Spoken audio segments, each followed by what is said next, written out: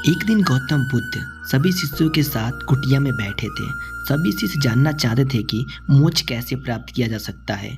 इसलिए उन्होंने महात्मा से निवेदन किया कि आज वो मोक्ष पर उपदेश दें। शिष्यों की बात सुनकर बुद्ध ने एक कहानी सुनाना शुरू की। एक कहानी थी एक जल्लाद और भिक्षुक की। अपने राज्य का मुख्य जल्लाद जिसने बहुत से गुनहगारों को दंड दिया था, अब वो रिटायर होकर अपने राज्य के बाहर एक कुटिया बनाकर अपना जीवन व्यतीत कर रहा था। उसे हमेशा लगता था कि उसने कितने लोगों की हत्याएं की है, वो कितना बड़ा पापी है। ऐसे ख्यालों और विचारों से वो हमेशा घिरा रहता था। वो अपना सारा दिन पश्चाताप में ही गुजारता था। एक दिन वो रोज की तरह इन्हीं ख्यालों में खोया हुआ खाना खाने के लिए थाली परोस रहा था।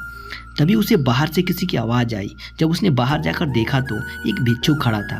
भिक्षुक के चेहरे को देखकर जल्लाद समझ गया कि भिक्षुक बहुत ही लंबी साधना के बाद आज उठा है। ज़्यादा सोचने लगा कि जिंदगी भर तो मैंने हत्याएं की है, आज मौका मिला है कुछ पुण्य कमाने का, तो इसे गंवाना नहीं चाहिए। उसने भिक्षुक को पूरे सम्मान के साथ अंदर बुलाया। वह खाने के लिए उसे थाली दे दी। भिक्षुक खाना देकर बहुत ही प्रसन्न हुआ। भरपेट भोजन करने के बाद भिक्षुक ने जल्लाद से बातचीत करना आरंभ किया। जल्लाद ने भिक्षुक को अपने जीवन की सारी कहानी सुनाई।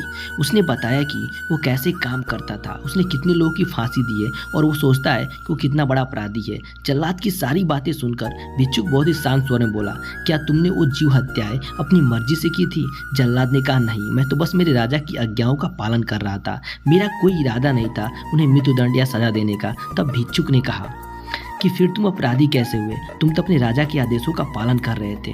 तब जाके जल्लाद को एहसास हुआ वो किसी की हत्या का जिम्मेदार नहीं था, वो तो सिर्फ अपनी ड्यूटी कर रहा था। इसी प्रकार जल्लाद का मन शांत हो गया। भिक्षुक ने जल्लाद को उपदेश दिया और विदाई ले ली। इस घटना के बाद जल्लाद का मन शांत रहने लगा। उसने भिक्षुक द्वारा दिए गए उपदेशों का व शिक्षाओं का पूरे नियम पूर्वक पालन किया, जिससे उसे ज्ञान की प्राप्ति हुई और उसकी मौत के बाद उसे मोक्ष की प्राप्ति हुई। इतना कहकर बुद्ध ने अपनी कहानी को समाप्त किया। सभी शिष्य आश्चर्य से बुद्ध की ओर देख रहे थे। किसी को समझ नहीं आ रहा था जिसने इतनी सारी हत्याएं की हो उसे मोक्ष कैसे प्राप्त हो सकता है। तब शिष्य ने ये दुविधा बुद्ध के सामने रखी। तो महात्मा बुद्ध ने शिष्य को समझाया कि भिक्षु के उपदेशों से जल्लाद को ज्ञान प्राप्त हो गया था।